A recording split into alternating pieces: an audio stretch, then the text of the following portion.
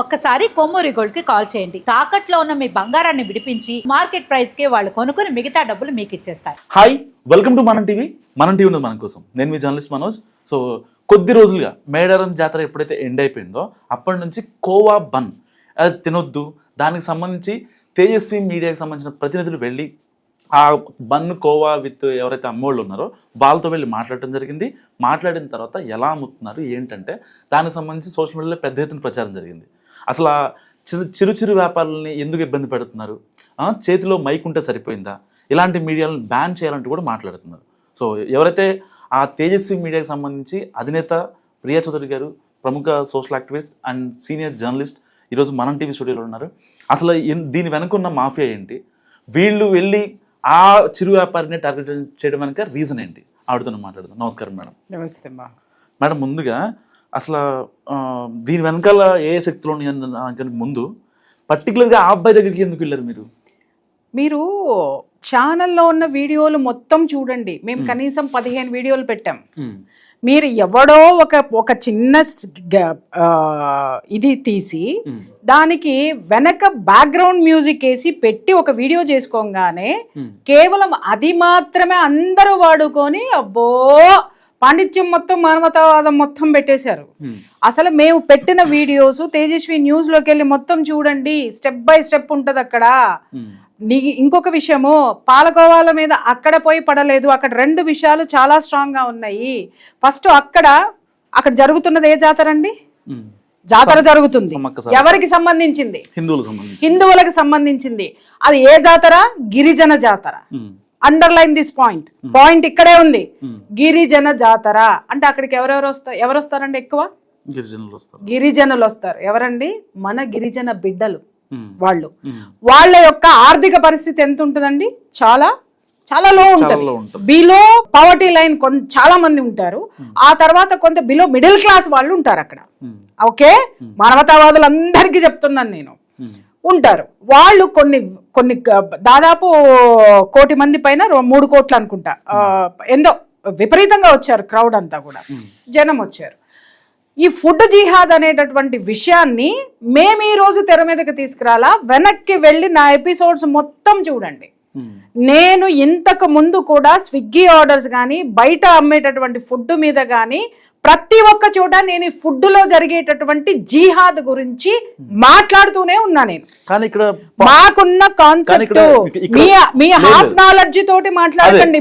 మీరు మీ పాయింట్ ఇక్కడ ఎలా ట్రాన్స్ఫర్మేషన్ అయిందంటే కేవలం తేజస్వి మీడియా ప్రియా చౌదరి ఆ చిరు వ్యాపారుల పడ్డారు అనేది అక్కడ వరకే వీళ్ళకి తెలుసు. ఎందుకంటే వీళ్ళు చిరు మనుషులు కదా, వీళ్ళు చిరు ఛానల్స్ కదా, వీళ్ళకున్న చిరు నాలెడ్జ్ కదా, అందుకే పడ్డారు. ఇక్కడ విషయం ఏంటంటే చిరు వ్యాపారి కాదు, చిరు వ్యాపారదారునదా ఆ పాయింట్ దగ్గరే ఉండండి. ఇక్కడ వినండి, అక్కడ బన్నులు విపరీతంగా అమ్ముతుంటే అక్కడ మా వాళ్ళు 5 రోజులు ఉన్నారు. ఫస్ట్ రోజు ఉన్నారు, చివరి రోజు వరకు ఉన్నారు. ఫస్ట్ రోజే ఆ బన్నులు తింటుంటే ఘాటైనటువంటి వాసన వస్తుంది. ఆ బన్ను తినేటప్పుడు అంటే ఆ ప్రిజర్వేషన్స్ కలుపుతున్నప్పుడు ఖచ్చితంగా మనకి కొన్ని కూల్ డ్రింక్స్ కానివ్వండి, ఇలాంటివన్నీ మనము చాలా చీప్ లో మనం తింటున్నప్పుడు వాటి ఘాటైనటువంటి వాసన వస్తుంది. స్వీట్స్ అవి కూడా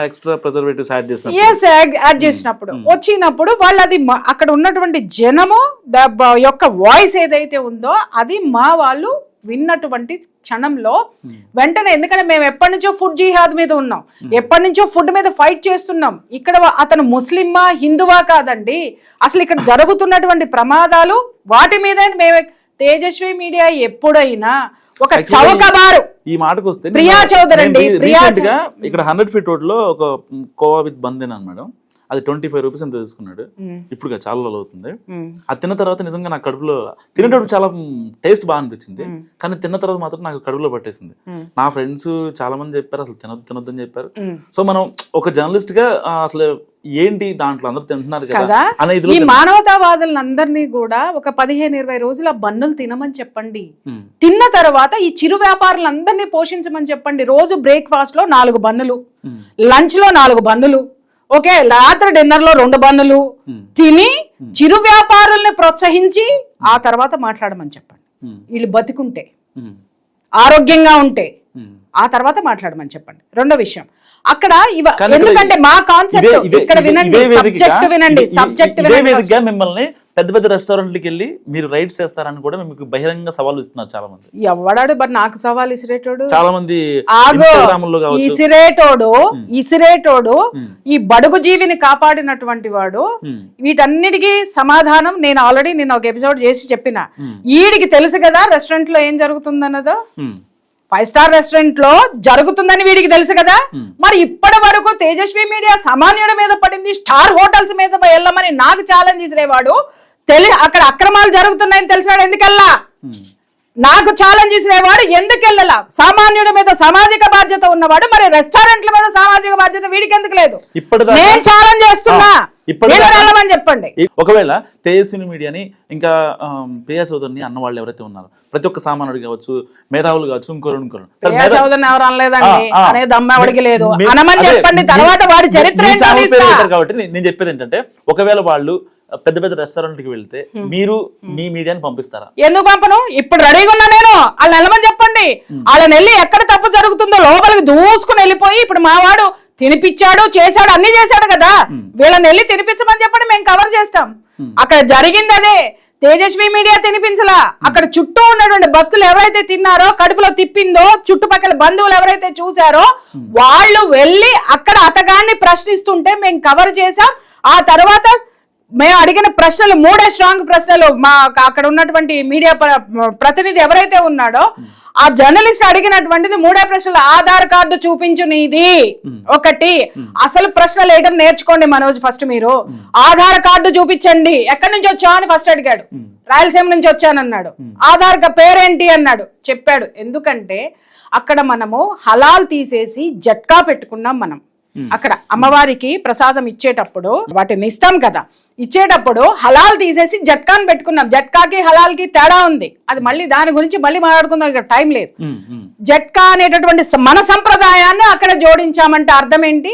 అది మన పండగ, మనం మాత్రమే ఉండాలి, వేరే మతస్థులు ఇక్కడికి రావడానికి వీల్లేదు. ఇది సుస్పష్టం అండి. నేను మాట్లాడుతున్నాను మత కలహాలు, ఇది ప్రియా చౌదరి క్రియేట్ చేస్తే డిక్టేటర్ అయితా నేను. ఇలా కూర్చొని ఇట్లాంటి ఎదవల ముందు కూర్చొని వర్లం నేను. అర్థమైందా? నాకు అంత ఆలోచనలు, అంత స్కెచ్లు వేయాలనుకుంటే ముందు వీళ్ళని లేపుతా కదా, ముందు వీళ్ళనే యూట్యూబ్ల నుంచి లేపుతా. అలాంటి దరిద్రమైనటువంటివి వీడియోలు ఎపిసోడ్లు వీళ్ళు చేసుకుంటున్నారు. నేను నా టైంని వేస్ట్ చేసుకోను, నా పదాలను వేస్ట్ చేసుకోను, నా వాయిస్ని వేస్ట్ చేసుకోను. ఒకటి. అక్కడికి వెళ్ళిన తర్వాత అక్కడికి వచ్చింది ఎవరు? అక్కడ మన ఫస్ట్ హిందూ సంఘాలన్నీ పెట్టిన నియమం, మన పండుగలు, మన జాతరలు మన వాళ్ళకే ఇవ్వాలి, అక్కడ ప్రాధాన్యత ఇవ్వాలి, మనం మాత్రమే ఉండాలి. ఎందుకంటే మిగిలిన మతాలకు సంబంధించిన చర్చిలకు కానీ మసీదులకు కానీ నువ్వు వెళ్తావా? నువ్వు కొబ్బరికాయలు అమ్ముతావా? నువ్వు పూలు అమ్ముతావా? సరే కొబ్బరికాయలు వాళ్ళు కొట్టండి, వాళ్ళు వాడే వస్తువులు నువ్వు వెళ్ళి షాప్ పెట్టు. అక్కడ మాత్రం మానవత్వం లేదు. అక్కడ ఒక హిందూ నీకు తోడురాడు. అక్కడ హిందువులో ఎవడో సామాన్యుడు లేడు, కానీ వీడికి దగ్గర మాత్రం సామాన్యుడు వచ్చాడా? వాడు ఒక మ్యూజిక్ వేసి ఒక వీడియో చెయ్యంగానే ఆ మ్యూజిక్ నీ మైండ్ లో ఉండిపోయి సామాన్యుడని వదిలినారే. రైట్. అక్కడికి వెళ్ళిన తర్వాత ఇక్కడ ఒక చిన్న విషయం ఏంటి అని అంటే, ఒక్కసారి ఆలోచించండి రా, రోజుకి ఒకడు ఎన్ని బన్నులు అమ్ముతాడు జాతరలో? 500 నుంచి 1000. 500 నుంచి 1000. జనాలందరూ మాట్లాడుకుంటుంది ఏంటి? 3 రూపాయలు లాభం వచ్చే సామాన్యున్నా అని మాట్లాడుతున్నారు. 1000 బన్నులు అన్నమాట అనుకున్నా నేను. ఇంకా 500 వేసా, నువ్వు 1000 అన్నావు. లాభం ఎంత వస్తుంది? బన్నులు కాస్ట్ తీసేయి, పబ్లిక్ మాట్లాడిన విషయమే. లాభం 300 రూపాయలు. 3 రూపాయలు అంటే 1000కి ఎన్ని? 3000. 3000 రూపాయలు రోజుకి 3000 వస్తాయి. 4 రోజులు అమ్మాడు. ఎన్ని వేలు అండి? 8,000 లాభం, 12,000 లాభం. కరెక్టేనా? ఇతగాడు ఎక్కడి నుంచి వచ్చాడండి? ఎక్కడి నుంచి వచ్చాడండి? ఆధార్ కార్డు చూపించాడు అసలు? లేదు, చూపించలా. ఆధార్ కార్డు చూపించలే. నేను ప్రశ్నలన్నీ చెప్తా. ఫస్ట్ వేసిన ప్రశ్న వాళ్ళు అడిగింది నీ పేరేంటి, ఎక్కడి నుంచి వచ్చావు, మీ పేరేంటంటే చెప్పాడు. ఓకే, ఎక్కడి నుంచి వచ్చావు అని అడిగితే రాయలసీమ నుంచి వచ్చావు. ఆధార్ కార్డు చూపించు. ఎందుకంటే ఇవాళ ఎన్నో ఉద్యమాలు చేస్తున్నాం, ఎన్నో జరుగుతున్నాయి ఇక్కడ. వెధవలు మాట్లాడే వెధవ ఈరోజు సెక్యూర్డ్ గా ఉండి 4 డబ్బుల కోసం మాట్లాడుకుంటే మాట్లాడుకోమనండి. చౌకబారు మనుషులకి నేను సమాధానం చెప్పను.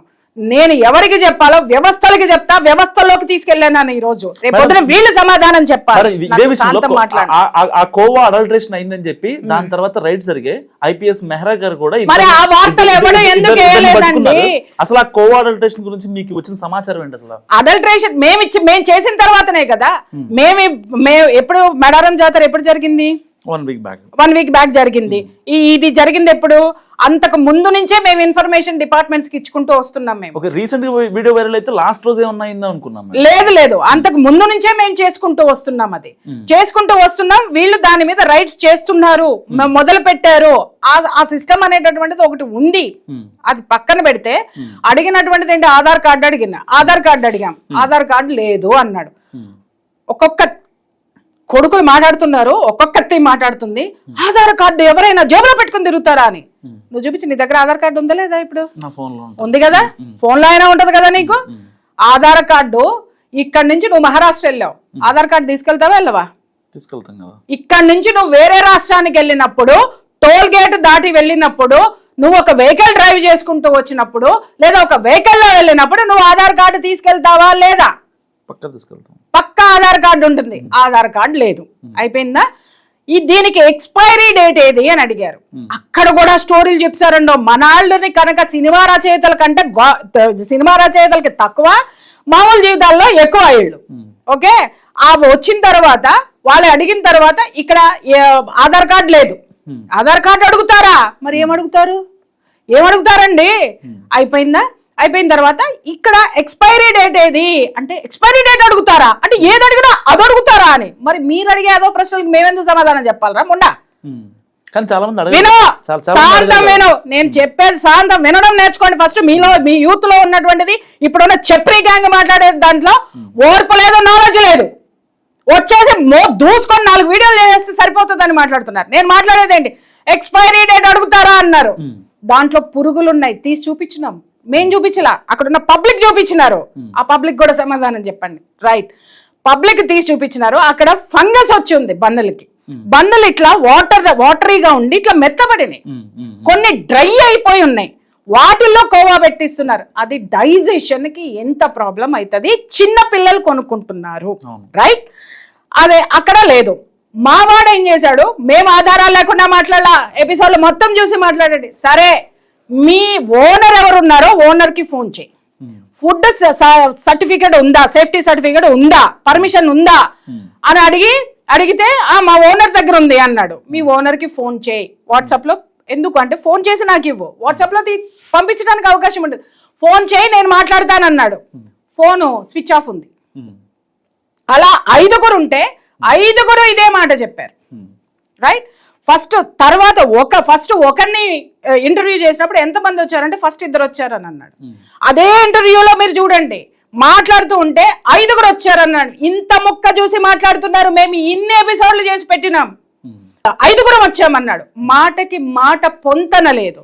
ఇంకొక విషయం, ఇప్పుడు ఎవరైనా చిరు వ్యాపారి వణిగిపోయి చెమటలు వచ్చినాయి అంటే, ఈ చిరు వ్యాపారి గురించే మాట్లాడుకుందాం మనం. చెమటలు వచ్చేసి తింటామండి అని బన్ను తినుకుంటూ ఎంత యాక్షన్ చేసినాడు.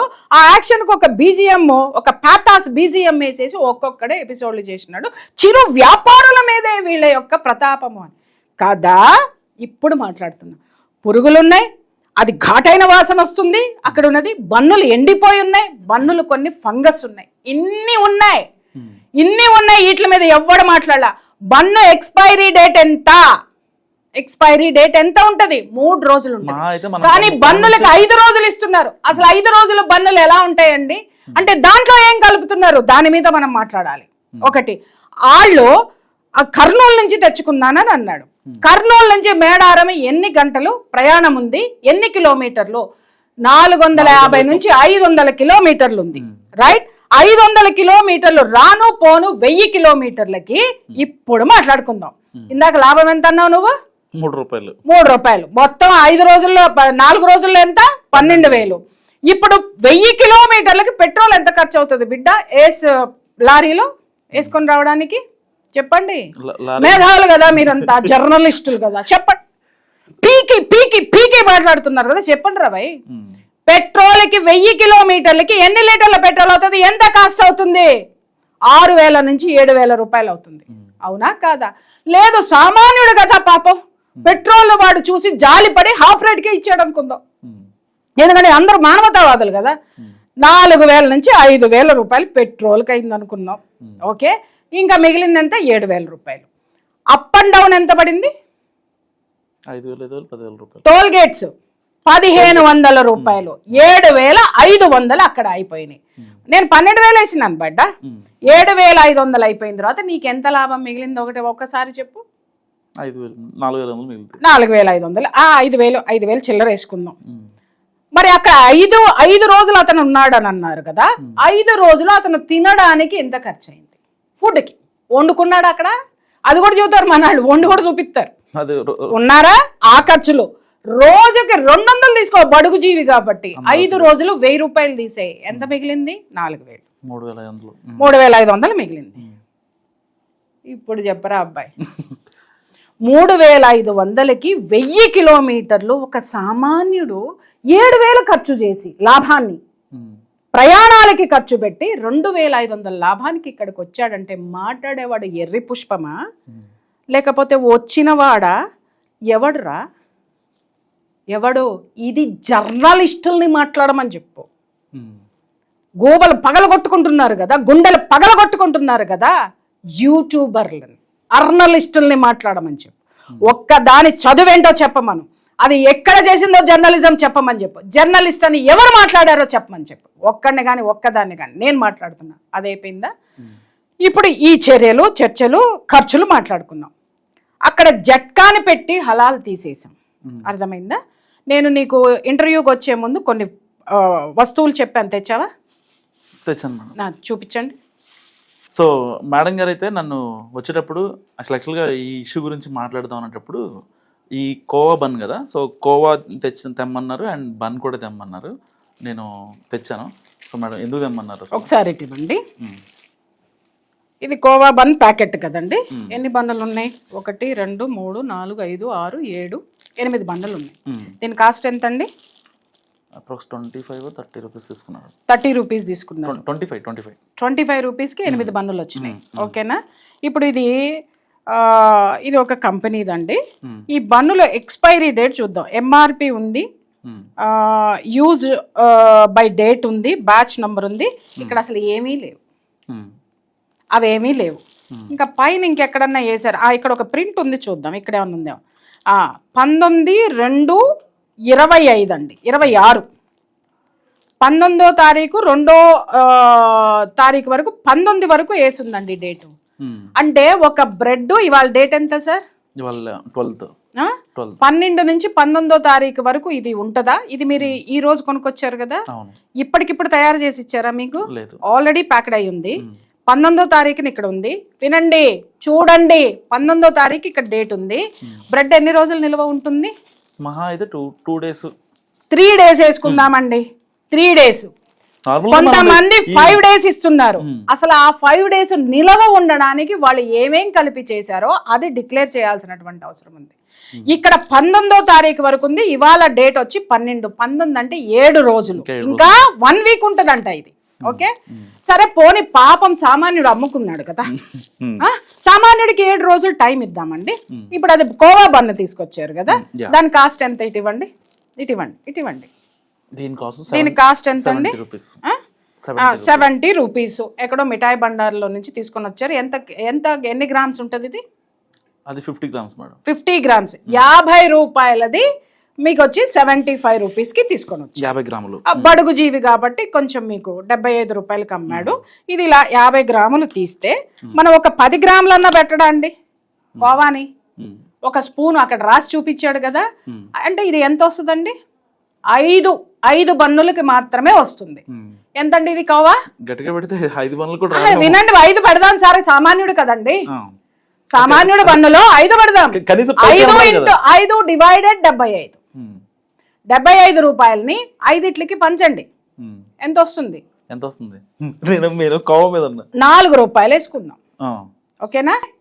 ఇది 4 రూపీస్. ఇక్కడ మీరు ఏమి ఇచ్చారు? 75 రూపాయలకు తెచ్చారు. ఇది 50 గ్రామ్స్ కోవా తీసుకున్నారు. ఒక్క నిమిషం అండి. ఇది 19వ తారీఖు వరకు అంటే 1 week నిలవ ఉన్నటువంటి బన్ అన్నమాట. దీన్ని ఇలా ఓపెన్ చేద్దాం. సామాన్యుడు బన్ను. వీడియో చూస్తున్న ప్రతి ఒక్కరు నిజంగా ఒకసారి ఆలోచించండి మీరు. ఇది బన్ను కదండి, ఏదో ఈజీగా ఎలిగేషన్ చేసేద్దాం. ఇది బన్ను ఉంది కదండి. ఓకే, 7 రోజులు నిలువ ఉన్న బన్ను అండి. 7 days దీని మీద ఉంది. ఓకే, కోవా పెట్టివ్వాలి కదా మీకు. కొంచెం జాగ్రత్తగా నేను చేస్తాను. కోవా పెట్టించే ఓపెన్ ఇలా.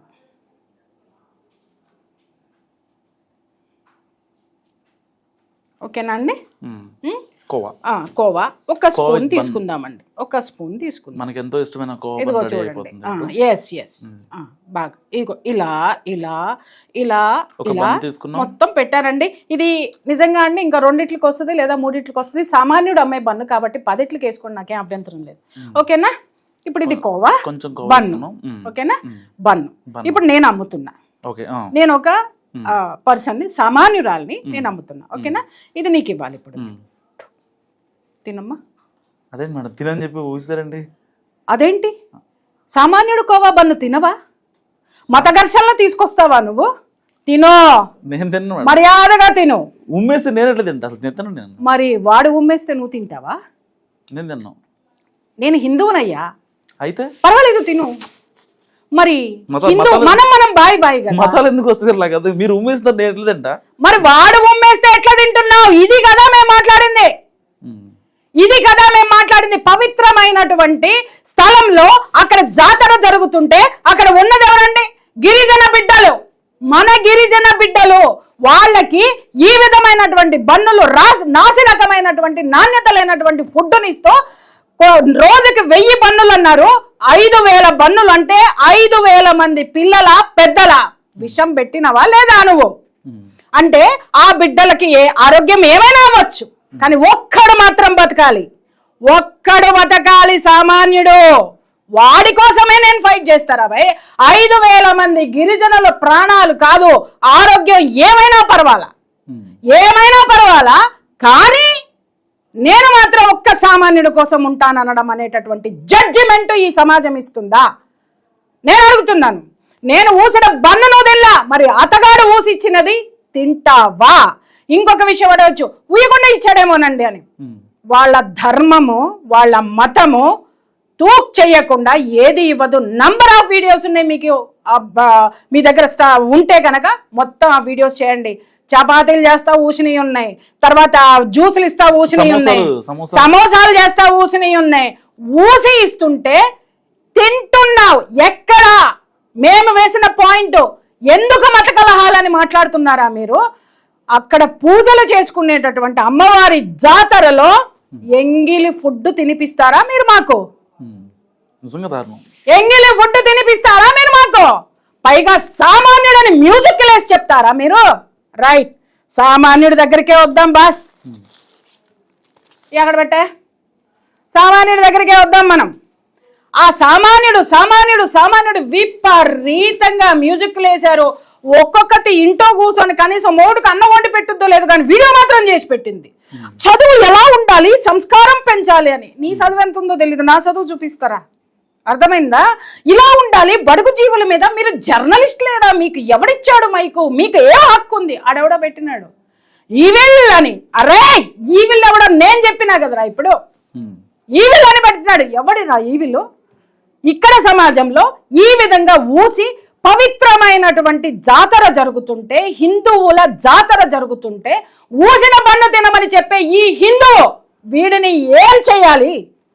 ఈ జాలి చూపించేవాడిని ఏం చేయాలి అంటే, ఈ మాట్లాడిన మానవతామూర్తులు ఎవరో అక్కడున్న దేవతకి విలువ ఇవ్వాల, అక్కడున్న జాతరకి విలువ ఇవ్వాల, అక్కడున్న గిరిజన బిడ్డలకి విలువ ఇవ్వాల.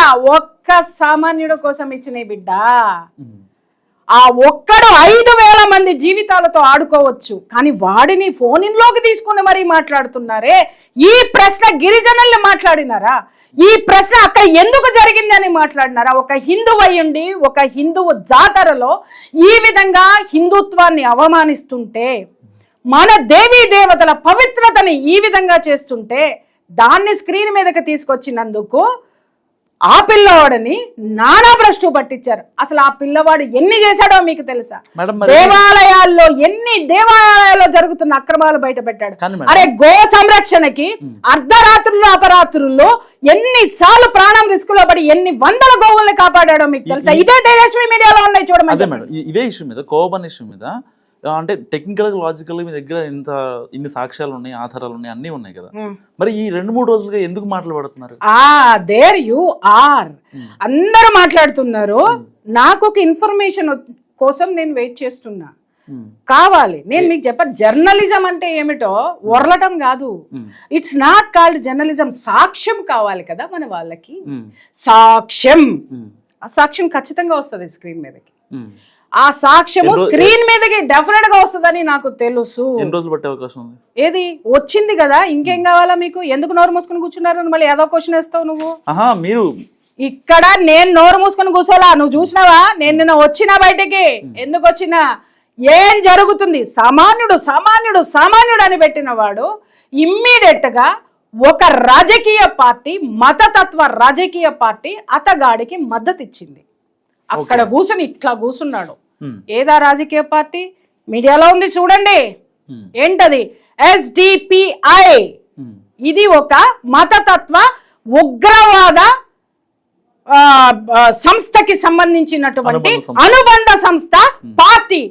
PFI అనేటటువంటి పార్టీ. అది PFI అనేటటువంటి ఒక మతతత్వ ఉగ్రవాద సంస్థకి ఇది అనుబంధ సంస్థ, రాజకీయ సంస్థగా ఉంది. It is from Kerala. దీని పుట్టుక కేరళలో ఉంది. ఇక్కడ దీని గురించి మాట్లాడండి. ఇక్కడ ఈ పార్టీకి సంబంధించినటువంటి అధ్యక్షుడు ఎవడైతే ఉన్నాడో మనీ లాండరింగ్ కేసులో అరెస్ట్ అయ్యాడు. Money laundering. అసలు అతనికి మనీ లాండరింగ్ తో ఏం సంబంధం ఉంది ఒక రాజకీయ నాయకుడికి? ఇక్కడ వీళ్ళు పెట్టుకున్నది బడుగు బలహీన వర్గాలకి మేము సహాయం చేస్తామని పెట్టుకున్నవాడు మనీ లాండరింగ్ కేసులో. నేను చెప్పట్లేదు సార్, ఈడీ అరెస్ట్ చేసింది. సెంట్రల్ గవర్నమెంట్ ఇన్వాల్వ్ అయ్యిందంటే, అసలు ఈడీ ఇన్వాల్వ్ అయ్యిందంటేనే కొన్ని వందల వేల సాక్ష్యాలు ఉంటేనే అన్ని విధాలుగా కన్ఫర్మ్ అయిన తర్వాత ఈడీ వస్తుంది. అరెస్ట్ అంటే ఇంకా చాలా పెద్ద విషయం. అది అరెస్ట్ చేసింది. అక్కడ ఈడీ ఇచ్చినటువంటి, కోర్టుకి సమర్పించినటువంటి సాక్ష్యాలు ఏంటి అనంటే, PFI అనేటటువంటి ఒక మతతత్వ సంస్థకి అఫిలియేషన్, రాజకీయ పార్టీగా ఉంది అనేటటువంటిది. అక్కడ మనీ లాండరింగ్ జరిగింది. అక్కడ నుంచి డబ్బు ఇక్కడికి వస్తుంది. మీరు అనొచ్చు PFI అంటే ఏంటో కూడా ఎదవలకి తెలియదు. అరే తెలుసుకోండిరా, నీ జర్నలిజం తగలయ్యా. కాదు మేడం, మరి ఆగో నన్ను మాట్లాడే. చెప్పండి. ముందు ఏదైనా ఒకటి శాంత వినడం నేర్చుకోండి ఫస్ట్. మీరు PFI కి సంబంధించిన ఒక మ్యాండేటరీ ఉంది, అది చదువుకోండి.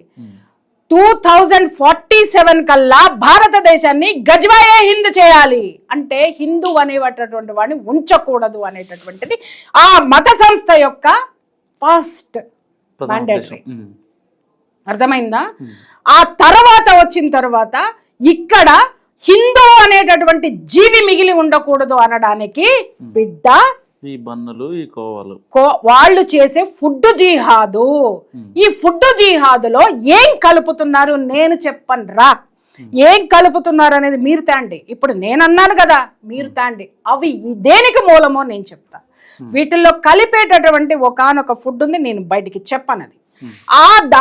అది ఏదైతే కెమికల్ ఉందో ఆ కెమికల్ ద్వారా తిన్న తర్వాత చిన్న పిల్లలకి పుట్టిన తర్వాత, అది చిన్న పిల్లలకి తినిపిస్తున్నాం కదా, బన్నులు 10 రూపాయలకే వస్తున్నాయని తినిపిస్తున్నాం కదా, వాళ్ళల్లో ఆడపిల్లలకి ఫర్టిలిటీ ఉండదు, మగ పిల్లలకి సంతానం కనే సామర్థ్యం ఉండదు.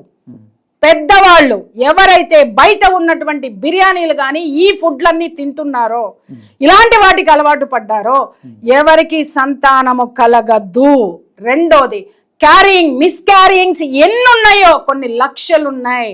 రెండో పాయింట్, గత దశాబ్దంన్నర నుంచి ఫర్టిలిటీ సెంటర్లు కిటకిటలాడుతున్నాయి. ఫర్టిలిటీ సెంటర్లు కిటకిటలాడుతున్నాయి. ఫర్టిలిటీ సెంటర్లో ఎవరెవరు ఉంటున్నారో ఒక్కసారి, నన్ను అన్నారు కదా స్టార్ హోటల్స్కి వెళ్ళమని, అబే వద్దులే మీరు పోండి, అక్కడ లిస్ట్ తీసుకురండి. 99% హిందువులే ఉంటున్నారు. ఏం కర్మ పట్టిందండి? ఒకప్పుడు హిందూ ఒక్కొక్కడు 15 మందిని 20 మందిని కన్నా సంతానం కన్నటువంటి సంతాన లక్ష్మి నా దేశం. ఏం కర్మ పట్టింది? సంతానం లేదు. ఫర్టిలిటీ సెంటర్లో అక్కడ ఎగ్ డోనర్స్ ఎవరుంటున్నారో చెప్పనా? ఇంకొక సాక్ష్యము, ఎవరుంటున్నారో వీళ్ళని పట్టుకురమ్మని చెప్పండి, నేను ఎందుకు చెప్పాలా? ఎందుకు చెప్పాలి? ఇవన్నీ కూడా రిపోర్ట్స్ మొత్తం కూడా మేము ఎన్ఐఏకి సమర్పించటం జరిగింది. ఇప్పుడు కాదు, మేము ఎప్పటి నుంచో పని చేస్తున్నాం, ఇప్పుడు చేయటం లేదు సార్. ఇప్పటికిప్పుడు కాదు, ఇప్పటికిప్పుడు కాదు. 3 రోజులు ఎందుకు కామ్గా ఉన్నామంటే SDPI అనేటటువంటిది ఆడవడ్రా నన్న నీకి దేశం కోసం పని చేస్తున్నా. ఈడేదో నన్ను ఒరిలినంత మాత్రాన నాకు వచ్చే ఆస్తి నష్టం లేదు, లేకపోతే నాకేమి తూట్లు పొడవు, లేకపోతే నాకు ఇంకొకటి పొడవు. పొడిచేది వీడినే రేపొద్దున వాడు. ఎవరినైతే వెనకేసుకొని వస్తున్నాడో వాడే వీడి పొడుస్తాడు. ఒకటి. రెండో విషయం, ఇక్కడ మా ప్రయత్నం ఏంటి అనంటే, అసలు ఇది జరగడం లేదన్నట్టుగానే ప్రతి ఒక్క హిందూ ఉన్నాడు. అరే దీని వెనక ఒక పెద్ద వ్యవస్థ నడుస్తుంది అనేదే మేము కంఠం చించుకొని ప్రతి ఒక్క సభలో, ప్రతి ఒక్క ధర్మరక్షణ సభలో కానీ ఎక్కడైనా మేము ఇదే మాట్లాడుతున్నాము. అరే మనకి తెలియకుండా నేను ఇంకొక విషయం కూడా చెప్తాను. ఇక్కడ చాలా మంది మంచి ముస్లిమ్స్ ఉన్నారండి, చాలా మంది మనతో కలిసిపోయే వాళ్ళు ఉన్నారు, మన కోసం ఉండే వాళ్ళు చాలా మంది. వాళ్ళని ఎవరినే అనట్లేదు. ఏదైతే ఈ దాష్టీకాలకు ఒడిగడుతున్నటువంటి సంస్థలు, ఈ సామాన్యులు ఎవరైతే ఉన్నారో వాళ్ళ మీదే మా పోరాటము. ఎందుకంటే అన్ని వేల మంది గిరిజనులకి ఈ ఉమ్మూసినటువంటి ఫుడ్ పెట్టచ్చు అని సర్టిఫికెట్ ఇచ్చిన ఈ మేధావులకి నేను చెప్తున్నాను, ఈ దరిద్రులకు కూడా నేను చెప్తున్నాను. వాడు ఉమ్మేస్తే నీ హిందువు తినాలా, నువ్వు తినాలా? ఇక్కడ ఒకడు మాట్లాడతాడు మత కలహాలు రేపేస్తున్నారని. ఎవడరా? నేను కత్తుచ్చుకుని పొమ్మన్నానా, కట్టముచ్చుకుని పొమ్మన్నానా, ఏముచ్చుకుని పొమ్మన్నాను? అరే మన మీద దాడులు జరుగుతున్నాయి, మీరు జాగ్రత్తగా ఉండండి అని చెప్పాను. కానీ ప్రియా చౌదరి వల్ల ఒక్క మతకాలం చూపించంటారా? ముందు నేనుంటా. ఎందుకంటే నేనుండే ప్లేసే మొత్తం ప్లేస్ మొత్తంలో కూడా 90% ముస్లిమ్సే. ఒక్కసారి అక్కడికి వచ్చి నన్ను అడగండి ఏం చెప్తారు. వాళ్ళు మేము ఎంతగా కలిసి ఉంటామంటే అన్నల తమ్ములు కూడా కలిసి ఉంటారేమో, అంత బాగా కలిసి ఉంటాం. మరి వాళ్ళని మేము అనట్లేదే. మరి నేను ఇంత ఫైట్ చేస్తున్నా, వాళ్ళు నన్ను ఎందుకు ఇది చేయలేదు? వాళ్ళు కాదు శత్రువులండి, శత్రువులు వీళ్ళు. ఫుడ్ జిహాదులు, లవ్ జిహాదులు, ఇంకా ఎన్ని ఉన్నాయో మీకేం తెలుసురా? అసలు ఇంకొక మాట చెప్పనా, వీడు మాట్లాడు కదా ఒక్కొక్కడు, రోహింగ్యా అంటే వాడిని ఎక్స్ప్లెయిన్ చేయమని చెప్పు, లవ్ జిహాద్ని ఎక్స్ప్లెయిన్ చేయమంటూ. ఎన్ని లవ్ జిహాద్ కేసులు, ఎంతమంది ఆడపిల్లల కన్నీళ్లు విన్నాడో, ఎంతమంది ఆడపిల్లల్ని కోస్తే ఎన్ని ముక్కలు చూశాడో వీడిని అడుగు, దాన్ని అడుగు. దాన్ని అని నేను అడగకూడదు, కానీ మాట్లాడుతున్నా. కాఫీర్లు ఎవరో కాదురా, వీళ్ళే, ఈ హిందువులే, వీళ్ళే. ఒక 10 మందో, ఒక 1000 మందో, ఒక 1500 మందో మొత్తం కూడా హిందూ వ్యవస్థను భ్రష్టు పట్టిస్తున్నటువంటి కాఫీర్లు ఏముండ. ఫైనల్గా ఒక విషయం చెప్పండి మేడం, నాకు ఇప్పటిదాకా ఈ కోవా బన్ ఇష్యూలో మీరు సాక్ష్యాల కోసం ఉన్నారు, కొన్ని చూపించారు, దాని మీద కోవా అడల్టరేషన్ జరిగిందని 2 అరెస్ట్ చేశారు, అది కూడా మనం చూసాం. సో ఇలాంటి నేపథ్యంలో మిమ్మల్ని పర్సనల్ గా అటాక్ చేసే వాళ్ళకి మీరిచ్చి ఆడవాడు నన్ను ఇవ్వడానికి నేనేంటి ఎక్స్ప్లెనేషన్ ఇచ్చుకుంటానికి? వాడిని చెప్పమని చెప్పు, ఈ 10 రూపాయల కోవా బన్ ఆరోగ్యకరమైందా కాదా ఫస్ట్ వాడిని ప్రూవ్ చేయమని చెప్పు, వాడిని తినమని చెప్పు, ఆ తర్వాత మాట్లాడు. ఈడవాడు నన్ను అడగడానికి, ఈడవాడు నన్ను విమర్శించడానికి. ఎన్నో విషయాల మీద గత కొన్ని సంవత్సరాల నుంచి గళం విప్పిన. ఎందుకు తిట్లా? ఆడాళ్ళని నైటీలు వేసుకోకండి అమ్మ, కొంచెం స్నానం చేయండి, రాత్రిపూట ఇంట్లో వేసుకోండి, బయట తిరగకండి, అందరూ ఇబ్బంది ఫీల్ అవుతున్నారంటే బండబూతులు తిట్టినారు. అప్పుడే నేను క్షమాపణ చెప్పాలి. ఆ తర్వాత నేను నైటీల గురించి మాట్లాడిన తర్వాత మగవాళ్ళు కూడా ధైర్యంగా మాట్లాడి రిక్వెస్ట్ చేసుకునేటటువంటి స్థితి వచ్చింది. ఎన్నో విషయాల్లో ఖచ్చితంగా నేను రెవల్యూషన్ తీసుకుని వచ్చాను, డెఫినెట్గా. అంతేకాని వీళ్ళలాగా వీడియోల కోసం నేను ఎప్పుడు నా మాటని నేను అమ్ముకోను, గుర్తుపెట్టుకోండి. దేశం కోసం, ధర్మం కోసం. ఈ దేశంలో ఇక్కడ మనందరితోటి కలిసి ఉన్న ముస్లిము ఉన్నాడు, ఆ ధర్మంలో ఆ ముస్లిం కూడా ఉన్నాడు. వాళ్ళ జోలికి మేమెవరం వెళ్ళట్లేదే. వెళ్ళే లెక్క అయితే ఇవాళ ఇంకెన్ని జరుగుండుండేయో. ఎవరైతే మనల్ని గౌరవిస్తున్నారో, ఎవరైతే మనతో కలిసిపోయి ఉంటున్నారో వాళ్ళని ఎప్పుడు ఏ హిందువు టార్గెట్ చేయలేదండి, చేయాల్సిన అవసరం లేదు. ఇంకా వాళ్ళ ఆశీర్వాదాలు తీసుకుంటానికే సిద్ధంగా ఉన్నారు. వీటి గురించి ఒక మతోన్మాద సంస్థ, రాజకీయ సంస్థ కూర్చుంటే నేను మతోన్మాదినా? ఎవడరాడు మాట్లాడతాడు? ఎవడు? చరిత్ర ఉంది చూసుకోమని చెప్పండి. బంధు వెనకాల స్టోరీలు చెప్తాడు సెక్యులర్. చెయ్యండిరా, ఎన్ని చేస్తారో చూస్తా. ఒక్కటి చెప్పనా, నేను ఎక్కడా తగ్గే ప్రసక్తే లే. నేను చెడుకి పోను బిడ్డ, నేను ఏది చేసినా సంఘం కోసం సమాజం కోసం చేస్తా. ఎందుకో తెలుసా, ఈ జనమే నన్ను గుండెల్లో పెట్టుకున్నారు, ఈ జనమే నన్ను ఈ స్థితికి తీసుకొచ్చారు. ఆ జనానికి నేను చాలా జాగ్రత్తగా ఎడ్యుకేట్ చేయాల్సినటువంటి అవసరం, బాధ్యత నా మీద ఉంది. ఇవాళ ఏదో ఒక 15 ఒక 1000 మంది కుక్కలు వాగినాయి అని చెప్పి వాటి కోసం నేను మాట్లాడేదేంది, నేను సమాధానం ఇచ్చేదేంటి? కొన్ని లక్షల మంది, కోట్ల మంది, కొన్ని ఏళ్ళుగా మీరు సమాజం కోసం బాధ్యతగా ఉన్నారు, నాకు తెలుసు ఆ విషయం. ఎక్కడైనా చిన్న కాంట్రవర్సీ ఉందా నా మీద? మీడియాలోకి వచ్చిన తర్వాత ఒక చిన్న కాంట్రవర్సీ ఉంది. నాకు 2019లో నేను జర్నలిస్ట్గా ఎగ్జామ్ రాసి ఆ ప్రాపర్ ట్రైనింగ్లో చాలా మందిలో వచ్చిన నాకు నన్ను ట్రైన్ చేసిన మేడం అనమాట. సో అంటే మీకు తెలియదు కాబట్టి చెప్తున్నా. సో అది చాలా మందికి నేను జర్నలిస్ట్ అని కూడా తెలియదు, మేడం జర్నలిస్ట్ కూడా.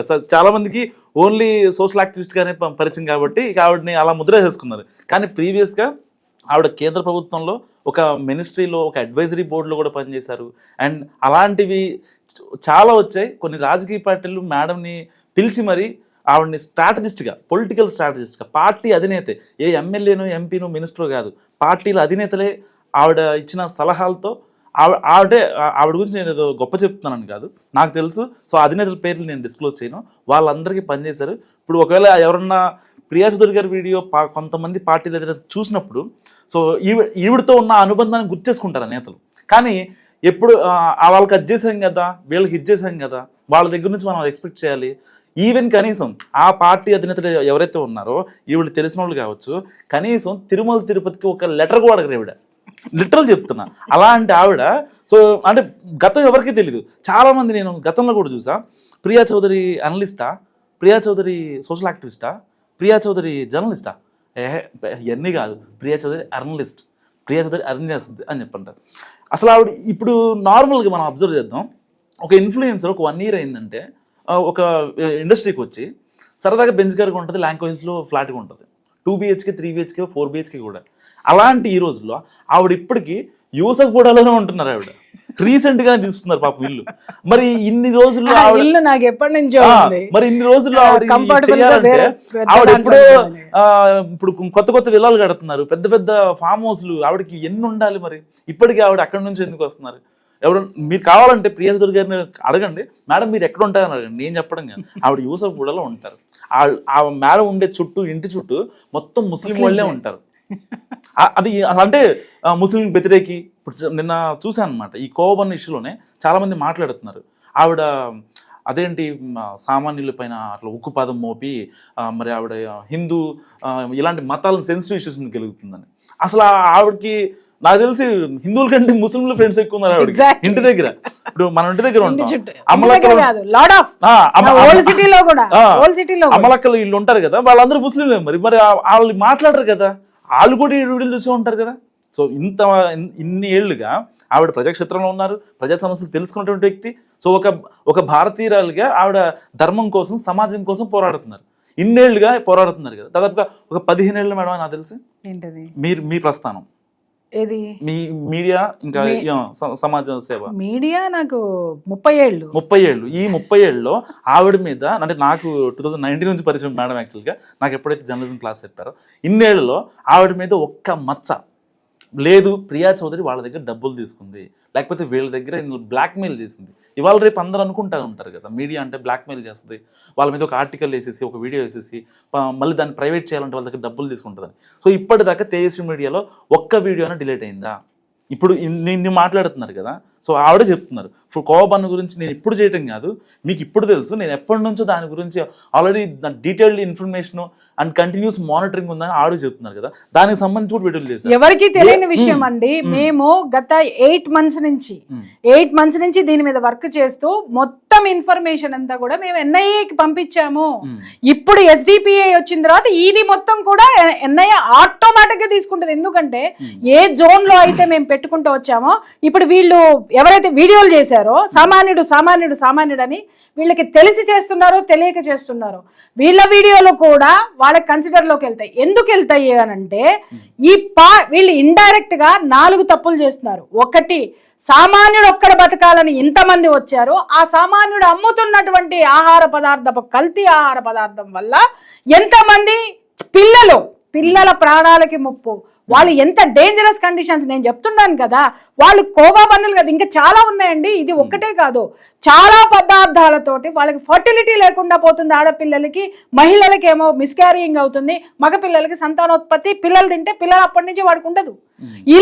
ఇలా ఒక జాతిని నాశనం చేసేయడానికే కంకణం కట్టుకుంటే పోరాటం వాళ్ళ మీద చేయాల్సింది. రీసెర్చ్ లేదు, అన్ఎడ్యుకేటెడ్ ఫెలోస్, రీసెర్చ్ లేదు, ఏం జరుగుతుందో తెలియదు, వాళ్ళని అడిగే దమ్ము లేదు.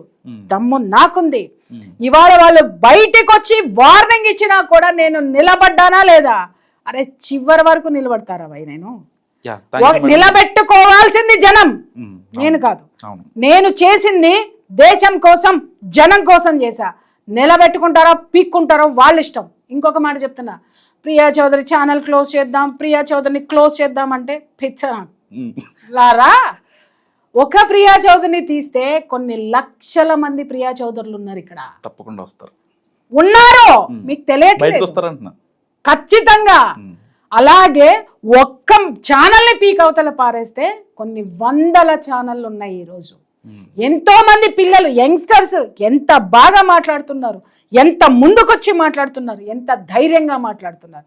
ధైర్యం ఉండాలి రా బాయ్, అంతేగాని వాణ్ణి కౌగిలించుకుంటే వీనికి ఈ రండ్రా నేను ఊసిస్తా, రండ్రా తిందరుగాని రండ్రా, ఇదిగో ఊసింది పెడతారండి. Thank you madam, thank you so much. So ఇది ప్రియా చౌదరి గారి అనాలిసిస్. మీరేమనుకుంటున్నారో ఆవిడ ఫస్ట్ రియాక్షన్ పై మస్ట్గా కామెంట్ చేయండి. నిజంగా మీ ఏరియాలో కోవని ఎంతగా అమ్ముతున్నారు, అది హైజీన్గా ఉందా లేదా? ఒకసారి ఆ పిల్లలకి ఒకవేళ మీరు పెట్టాలంటే అసలు అది ఆ బ్రెడ్ బాగుందా లేదా, అసలు ఆ కోవా పరిస్థితి ఎలా ఉంది, వాడు ఎన్ని రోజులు నుంచి అమ్ముతున్నాడు, ఆ బ్రెడ్ ఎక్స్పైరీ ఉందా లేదా, ఇవన్నీ తెలుసుకొని మస్ట్గానే మాత్రం తీసుకోండి. సో ఈ వీడియో గురించి మీరు ఏమనుకుంటారో మస్ట్గా కామెంట్ చేయండి. చూస్తూనే ఉండండి మన టీవీ.